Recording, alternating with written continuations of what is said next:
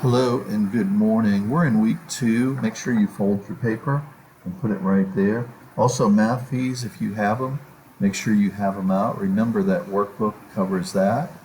And calculator on your desk. Okay?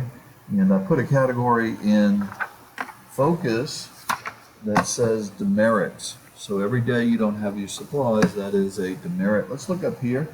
We're going to graph some points. Remember, it's over first and then up or down. Okay? Memorize that. So here you're going to start at the origin, that's 0. And it's a positive 2, so you're going to go over to the right and then down. So point A is right there. Point B is a negative 2 and then a negative 3 right here. Okay, so this is point B. Let's label it. And we're going to find the distance between these 2 points. If it's sideways, you can just count the spaces. 1, 2, 3, 4. So the distance is 4. But I also want you to use the formula. Okay? So just so you know, let me zoom out just a little bit. Okay, so just so you know, if the line is sideways or straight up and down, you can count the boxes. But if it's on a slant, you have to use the distance formula. We're going to do the distance formula anyway. So let's take a look here. Here's the formula. And I'm going to zoom out just a little bit so I don't run out of page here. Okay, so here we're going to put our x's. Let me slide this up a little bit. And remember, you got to know that. And your x's are the first ones. Now, some people think both of these are your x's. No, it's the first one here and the first one here. Those are your x's, okay? So I'm going to put a 2 and then a negative 2, which is going to give me a double negative. And then I'm going to go the same way, but only with my y's. So that's going to be a negative 3 and a negative 3. That becomes a plus. So what I'm going to end up here with is 2 plus 2 is 4 squared. A negative 3 plus 3 gives me 0. So that becomes the square root of 16, which equals 4, which we already knew because it was sideways. All right, make sure you understand that. All right, this one right here is a special one, so pay attention to this. This is, you have to write it twice. So it's the square root of 3 times the square root of 3. And 3 times 3 is 9, so that gives you the square root of 9, which equals 3. Now the way I usually teach it is the square root of 3 squared, and make sure you know this, the square root and the square cancel, leaving you with 3. So either way, I want you to know that. Today you're doing a worksheet, and if you can't be with us, it's going to be right here. But it is on Canvas. Today is the last day to turn in your homework from the last week and previous as well. Let's turn our attention now to MCR.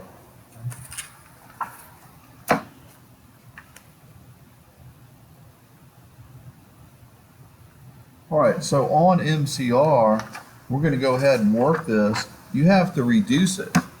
So you're going to reduce it by, remember you use 2s, 3s, 5s, and 7s. So get your calculator, and remember, a calculator must be on your desk to avoid demerits. Okay, so we're going to divide by 2, and that gives me 3 over 15. But then I can do 3 goes into 3 once, 3 goes into 15 5, so I get 1/5 is my answer. All right, let's keep moving. When you add, you have to have the same denominator, and here's how I'm going to tell you to do it. Take the big one, which is 28, and see if 10 goes into it evenly. It doesn't. So double it to 56. Does 10 go into 56? No. Triple it, and I'm not sure what that is. So 56 times 3. Keep going. That gives me Actually, no. 28 times 3, that gives me 84.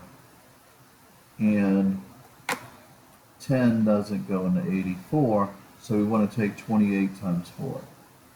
I think that one's going to work. Nope, it still doesn't work. 112, and then we're going to take it times 5. So 128, or rather 28 times 5. That's 140, and 10 does go into 140, so that is your least common denominator. All right, so remember what I said. You take the big one, double it, triple it, keep going until the other one goes inside. So 10 times 14, so we're going to multiply by 14 here. 28 times 1, 2, 3, 4, 5. 28 times 5, so you're going to multiply top and bottom. So 3 times 14, so 14 times 3 is going to give me 42. So 42 plus 25, whatever that is my answer. And so I get 67 over 140. And that you should try to reduce by 2s and 3s, but I don't think you can. All right, let's keep moving. This one right here, when you subtract, you're going to put a 1 under here. Your least common denominator is 3. You're going to take the big one, and 1 goes into 3. So you're going to multiply by 3. And that's going to give me 23 minus 15 over 3. And when you do that, I think you get 8 over 3. And we'll leave it like that. Let's keep moving. On this one right here, you're adding. I would go ahead and change it to an improper fraction. So 2 times 4 is 8 plus 1. So I get 9 over 4. 1 times 3 is 3 plus 1 is 4 over 3. Take the big one, which is 4. Does 3 go into 4? No. Double it. Does 3 go into 8? No. Triple it. 4, 8, 12. Does 3 go into 12? Yes. That's your least common denominator. So you want to multiply 4 times 3 to get 12. And you want to multiply 3 times 4. So that's going to give me 27 plus 16 over 12. And when you add that up, that's your answer. 6 and 7, I think, is going to give you a 3. So that's 43 over 12. And you should always try to reduce. Make sure you understand that.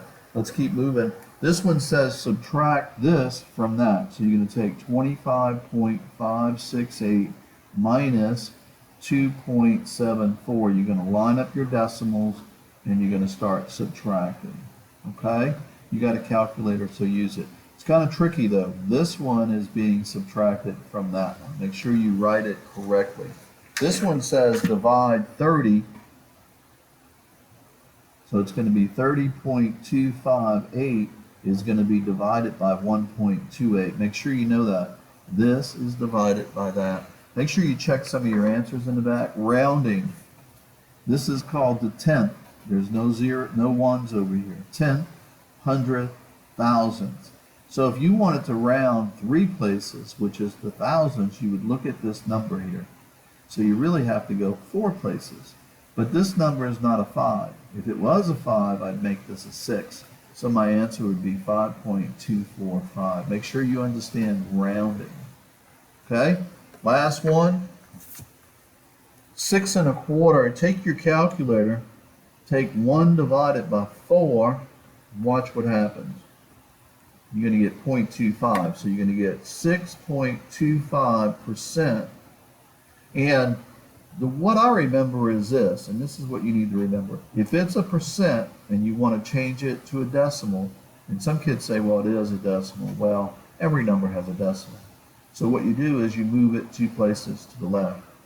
So it becomes 0.0625 times 8,000. Make sure you kind of try to understand that. You have to move it 2 places if it's a percent, and that's 2 places to the left. Here's your work for today. Make sure you copy the problems and have a good morning.